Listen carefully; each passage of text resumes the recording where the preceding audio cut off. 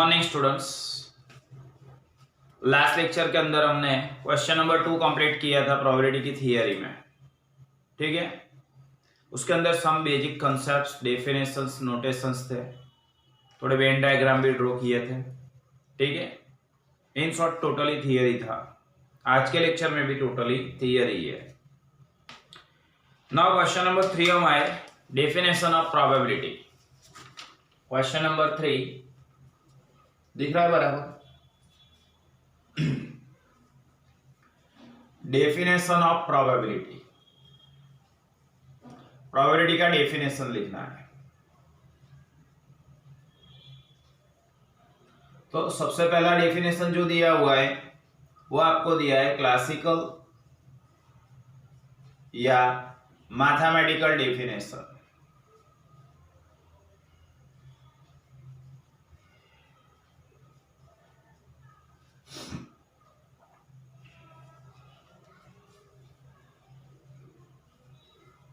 Classical યા mathematical definition ગુજરાતીમાં આપણે એને કહેતા હતા સંભાવનાની ગાણિતિક કે પ્રશિષ્ટ વ્યાખ્યા।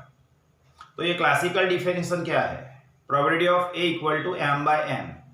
m मतलब number of favourable outcomes divide by n, n मतलब total number of possible outcomes. तो favourable outcomes divide by total number of outcomes, number of favourable outcomes divide by total number of outcomes करने से हमको probability का value मिलता है। उसको probability का क्लासिकल डेफिनेशन कहेंगे या मैथमेटिकल डेफिनेशन कहेंगे। ठीक है, मैंने कल भी बताया था थियरी के लेक्चर्स चल रहे हैं, इसलिए पैम्पलेट को लेके बैठना पड़ेगा आपके पास। ठीक है, चलो देखो अंदर।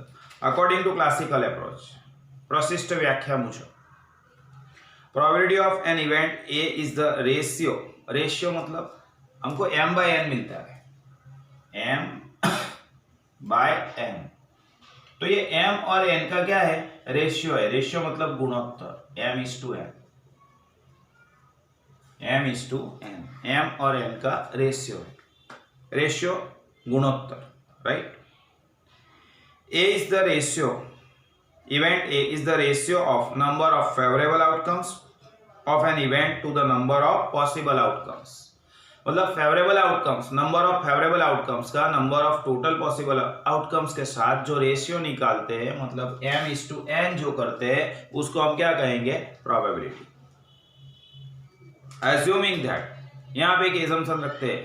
कौन सा एजम्पशन है? देखो, each outcomes of an event, यहाँ पे गलत है। Assuming that each outcomes of an event, उसके बाद दिया हुआ है to the number of possible outcomes। मैं बताता हूं। each, यहां पे प्रिंटिंग में मिस्टेक हो गया है, देख लेना। assuming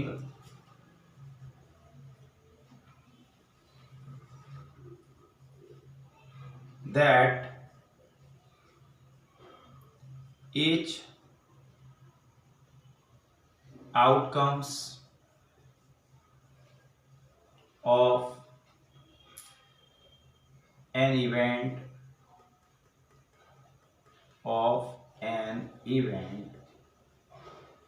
फिर उसके बाद लिखा है टू द नंबर ऑफ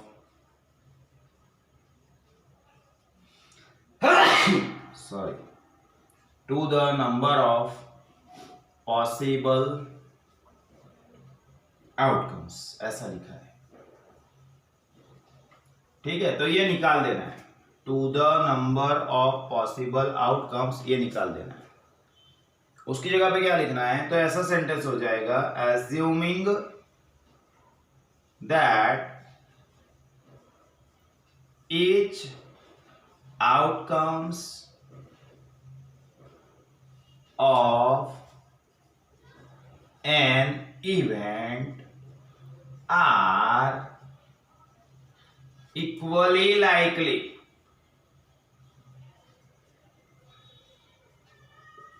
ऐसा कर देना। ठीक है, to the number of possible outcomes निकाल के हमको लिखना है an event are equally likely, events के सभी आउटकम्स इक्वली लाइकली है, मतलब समसंभावी परिणामों है, ठीक है।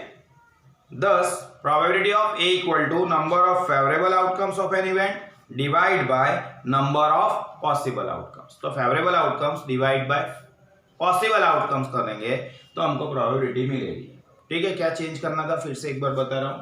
ये सेंटेंस दूसरा दिख रहा है कॉमा के बाद वाला, assuming that each outcomes of an event to the number of possible outcomes, तो ये निकाल देना है to the number of possible outcomes, उसकी जगह पे क्या लिखना है, assuming that each outcomes of an event के बाद ये लिखना है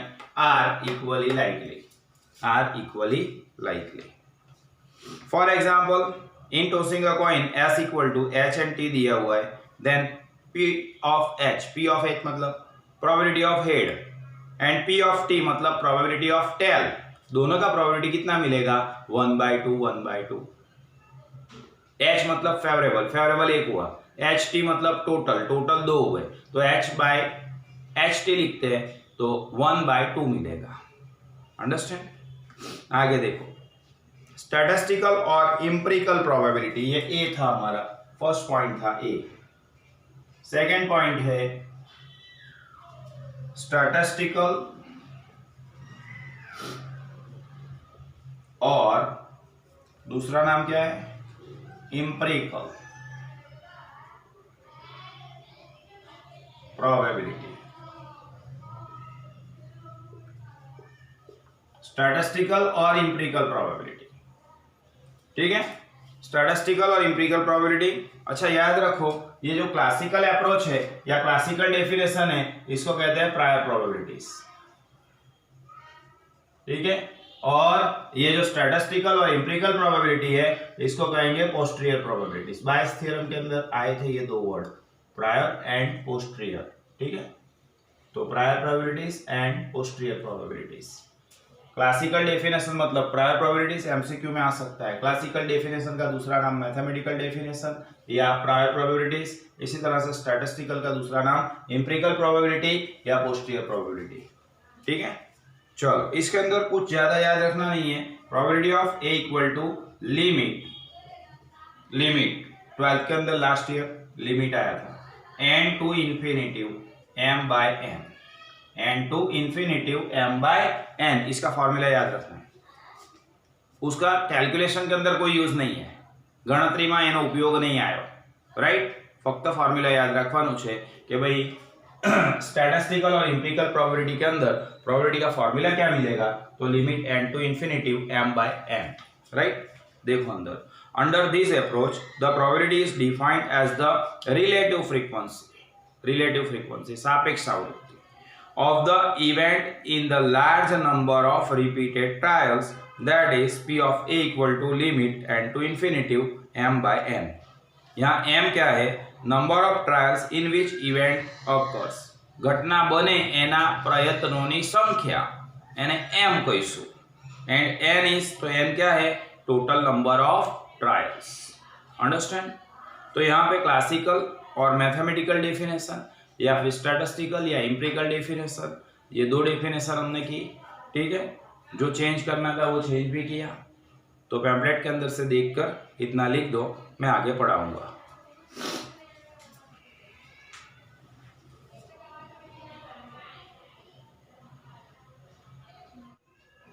now question number 4, basic properties of probability, मतलब પ્રોબેબિલિટીના ગુણધર્મો, સંભાવનાના ગુણધર્મો લખવાના છે। Basic properties of probability. First point देखो अंदर, probability of an event A lies between 0 and 1। इसका मतलब ऐसा कि प्रोबेबिलिटी की वैल्यू हमेशा 0 से 1 के बीच में रहेगी। कल हमने मीनिंग के अंदर भी ये पॉइंट लिखा था कि भाई 0 less than equal to probability of A less than और इक्वल टू 1। इसका मतलब प्रोबेबिलिटी का वैल्यू हमेशा से 0 से 1 के बीच में आने वाला है, 0 से कम नहीं होगा, 1 से ज्यादा नहीं होगा, ठीक है।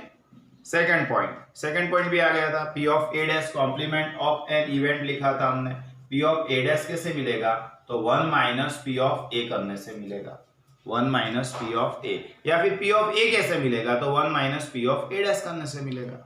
ठीक है।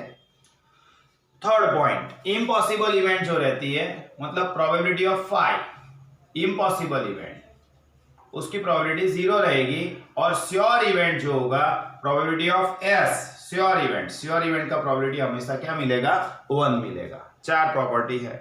फर्स्ट पॉइंट, उसका वैल्यू कहां से कहां तक होगा, 0 से 1 तक, 0 से कम नहीं, 1 से ज्यादा नहीं। दूसरा point, P of A dash क्या मिलेगा हमको, 1 माइनस पी ऑफ ए करने से मिलेगा। तीसरा point, third point, impossible event की प्रोबेबिलिटी हमेशा 0 मिलेगी, और श्योर इवेंट, चौक्कस घटना, इम्पॉसिबल इवेंट मतलब अशक्य घटना, तो इम्पॉसिबल इवेंट का प्रोबेबिलिटी हमेशा 0 मिलेगा, और श्योर इवेंट मतलब के चौक्कस घटना की संभावना हमेशा कितनी मोड से, 1 मोड से। अब श्योर इवेंट किसको कहते हैं, for example sample space S के अंदर एच एंड टी दिया हुआ है, और ए के अंदर भी एच टी है, तो सैंपल स्पेस कहो या ए कहो, दोनों इक्वल ही है, तो ऐसे इवेंट्स की प्रोबेबिलिटी कितनी मिलेगी, 1 मिलेगी, ऐसा बोलते हैं। Understand.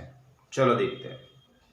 Third point, the probability of an impossible event is 0, मतलब P of 5 equal to 0, and probability of sure event और सर्टेन इवेंट, याद रखो श्योर इवेंट या सर्टेन इवेंट, उसकी प्रोबेबिलिटी हमेशा क्या मिलेगी, 1 मिलेगी। डन हो गया ना।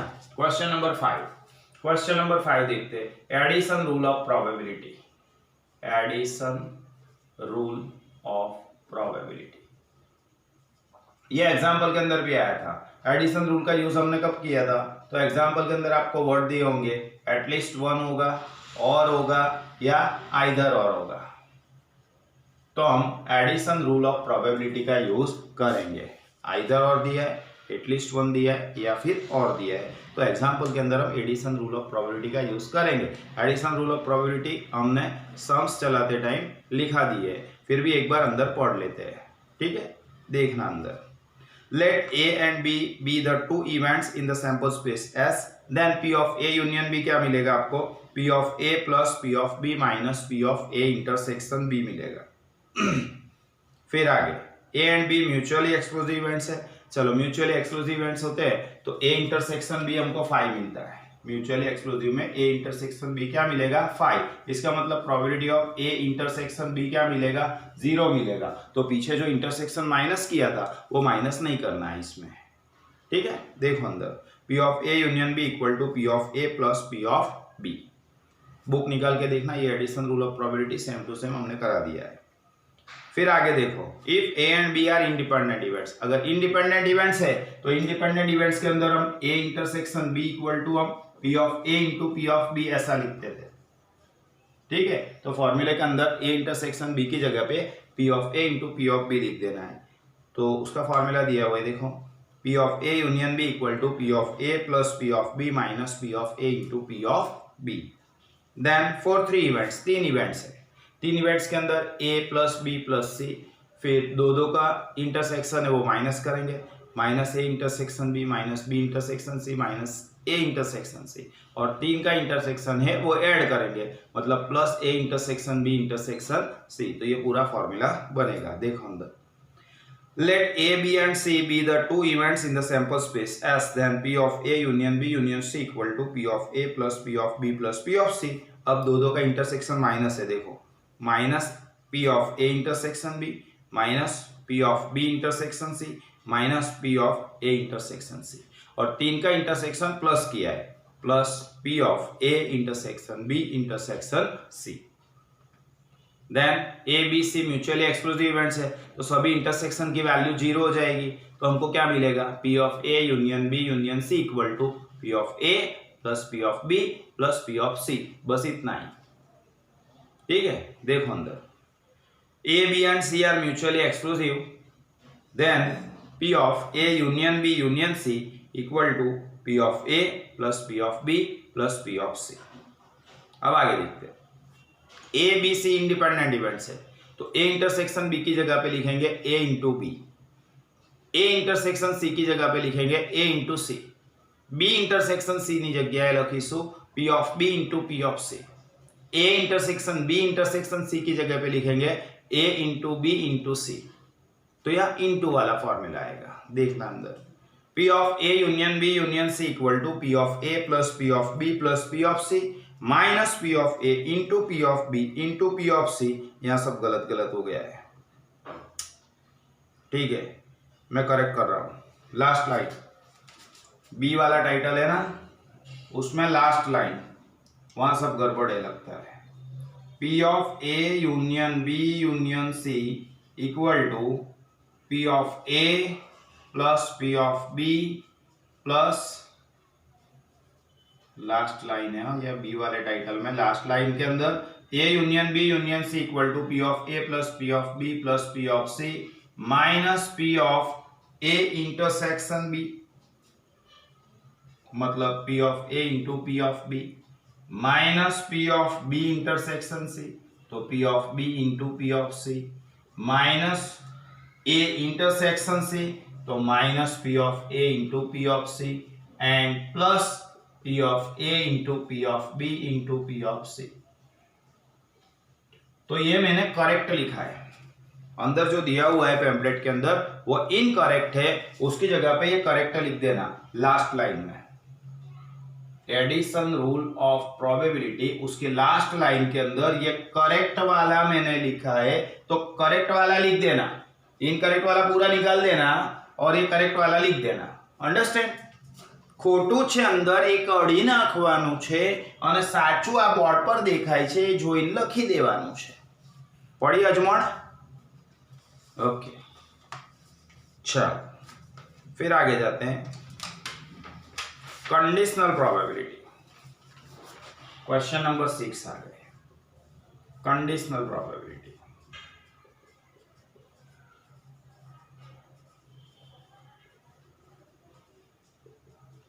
तो ये कंडीशनल प्रोबेबिलिटी भी हमारे एग्जांपल्स के अंदर आ गया था। इफ दिया होगा, इट इज गिवन दैट दिया होगा, इट इज नॉन दैट दिया होगा, तो हम कंडीशनल प्रोबेबिलिटी का यूज करेंगे। उसके दो फॉर्मूले थे, probability of a slash b, मतलब a given b, and probability of b slash a, b given a. यहाँ पे बी कंडीशन है और ए इवेंट है, इधर ए कंडीशन है और बी इवेंट है। यहाँ फॉर्मूला हमने लिखा था P of A intersection B divide by P of B, और यहाँ लिखा था P of A intersection B divide by P of A। Divide by P of B है तो यहाँ लिखना पड़ेगा P of B not equal to 0, और यहाँ लिखना पड़ेगा P of A not equal to 0। Understand? ठीक है, तो ये दो कंडीशनल प्रोबेबिलिटी के फॉर्मूले थे। अब उसकी डेफिनेशन देख लेते हैं। Let A be any event in sample space S with P of A not equals to 0, A का वैल्यू 0 नहीं होगा, then probability that events B will occur once event A has occurred, मतलब क्या हुआ, event B बनेगा થશે એની probability પહેલા કઈ ઘટના થઈ ગઈ છે A, देखो लिखा है, then probability that event B will occur, B बने तेनी संभावना, once event A has occurred, पहले से इवेंट A हो गई है, तो जो पहले से हो गया उसको कंडीशन कहेंगे, और कंडीशन स्लेश के पीछे लिखते हैं। देखो पहले से A हो गया तो A पहले से हो गया मतलब कंडीशन हो गई वो, फिर आगे B लिखना है। यहाँ उल्टा है, पहले से कौन सा हो गया B, अब क्या हो रहा है A, तो जो पहले से हो गया वो कंडीशन, कंडीशन को स्लेश के पीछे डालना है। क्लियर? देखो अंदर, event A has occurred is called conditional probability of B given A। B given A, given के बाद A है तो A कंडीशन हुआ, इसलिए A को पीछे लिखना है। given के बाद A है, it is denoted by P of B slash A and it is given by, formula दिया है उसका, P of A intersection B divide by P of A, where P of A not equal to 0, ये वाला formula दिया है, ये नहीं दिया है आपको। ठीक है, तो ये लिख देना, ये मत लिखना, और कुछ भी नहीं अंदर दिया हुआ है ऐसा ही लिखना। Not A and B are mutually exclusive, अब म्यूचुअली एक्सक्लूसिव होंगे तो ये इंटरसेक्शन 0 हो जाएगा। अब इंटरसेक्शन 0 हुआ तो इसका पूरा वैल्यू 0 मिलेगा मुझे, 0 बाय में कुछ भी करूं, 0 बाय में कुछ भी करूं, वैल्यू क्या मिलता है? 0 मिलता है। ठीक है, तो देखो अंदर, if A and B are mutually exclusive events then P of B slash A equal to 0 and P of A slash B also equal to 0। A slash B slash A दोनों का वैल्यू क्या होगा? 0 होगा। फिर आगे दूसरा number, ये independent events कल मैंने समझाया था, वहां भी लिखा था, देखना ये point. If A and B are independent events, a and b independent events होंगे, at that time b slash A equal to b, p of B slash a, b slash a का मतलब सिर्फ बी और ए slash B का मतलब सिर्फ ए। कब? जब ए एंड बी इंडिपेंडेंट इवेंट्स है। समझ गए? ए स्लैश बी का मतलब सिर्फ ए और बी स्लैश ए का मतलब सिर्फ बी। ओके, देखो अंदर, if a and b are mutually exclusive events then p of b slash a equal to 0 and p of a slash b also 0. Second point, if a and b are independent events then p of b slash a equal to p of b and p of a slash b equal to p of a. तो इस तरह से यहाँ conditional probability का formula, conditional probability का definition हमने देखा। ठीक है, तो वीडियो को पॉज कर दो, इतना लिख दो, लेकिन लिखना पैम्पलेट में देखकर है। ठीक है, पैम्पलेट में से लिखना। कौन सा question? Question number 4, question number 5, question number 6, 3 question pamphlet के अंदर से देख के लिख देना। ठीक है, मैं आगे पढ़ा रहा हूं।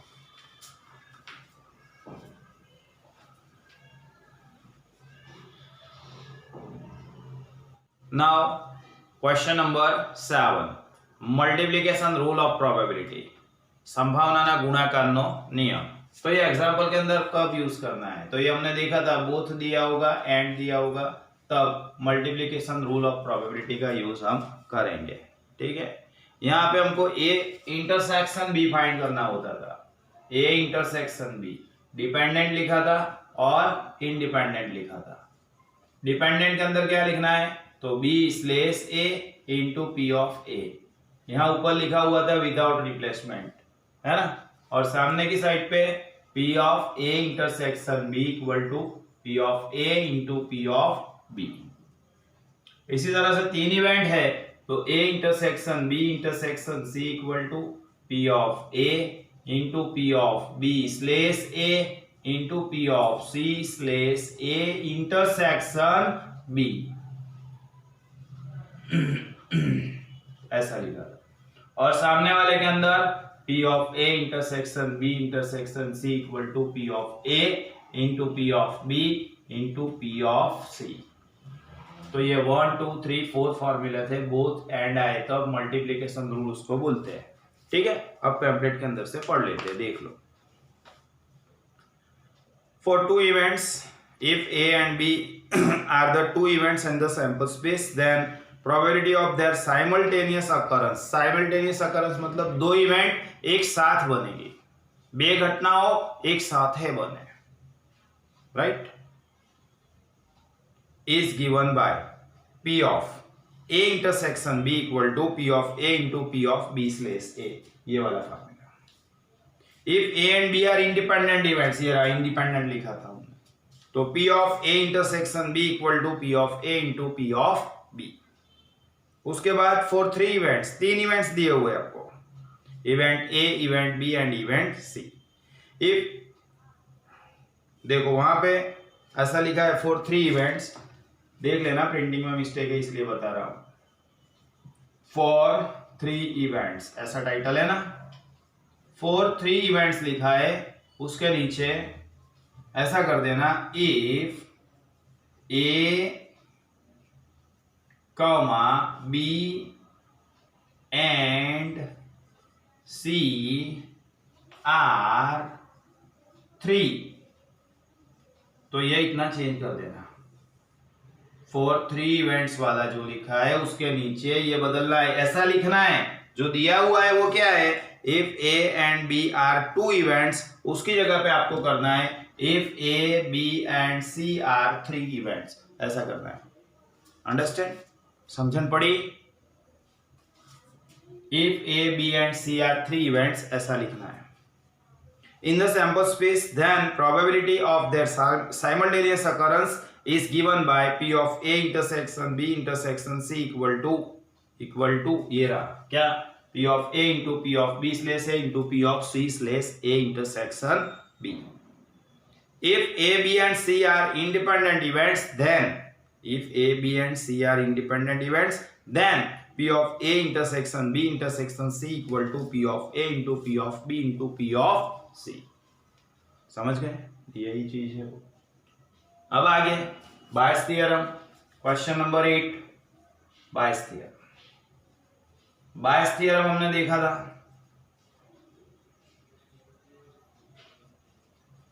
बायस थ्योरम के अंदर फॉर्मूला क्या था, a i slash b equal to b slash a i into a i divide bye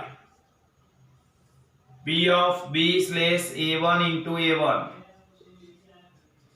plus P of B slash A2 into A2 plus dash dash करके कहां तक जाना है, तो plus P of B slash AN into AN. ये बायस theorem का formula था जो हमने देखा आगे. ठीक है, वही सब अंदर लिखा है. देखो, let A1 A2 dash dash AN be events in the sample space which are mutually exclusive and exhaustive. ये कंडीशन है, A1 से AN तक की जो इवेंट्स है वो म्यूचुअली एक्सक्लूसिव भी होनी चाहिए और एग्जॉस्टिव भी होनी चाहिए. If B is the event in as such that P of B not equals to 0, B का वैल्यू 0 नहीं होगा, then A1 लिखा है उसकी जगह पे आप AI कर देना. देखो ये मैंने लिखा AI करना है, यहाँ AI करना है, 1 लिखा है उसकी जगह पे, पैम्पलेट के अंदर 1 है, यहाँ I करना है. AI slash B equal to P of B slash AI, हम आगे पीछे कर देंगे, B slash AI into AI. नीचे का सेम टू सेम रहेगा, कोई चेंज करना नहीं है. Where A1 P of A1 P of A2 dash dash P of AN are called prior probabilities and A1 slash B A2 slash B up to AN slash B are called posterior probabilities. ठीक है, समझ गए. तो यहाँ question number 8 पे आज हमारा lecture हम खत्म कर रहे हैं. क्वेश्चन नंबर 3 से स्टार्ट किया. Question 3, question 4, question 5, question 6, question 7, question 8 ये सब करना है. આ બધું કરી નાખવાનું છે, લખવાનું છે બુકની અંદર, સામાંથી લખવાનું છે પેમ્પલેટની અંદરથી. अंडरस्टैंड. जो कुछ करेक्शन करना था वो भी करेक्शन भी करा दिया है. तो फिर नेक्स्ट लेक्चर में मिलते हैं जिसमें बाकी रहे हुए क्वेश्चंस देखेंगे हम.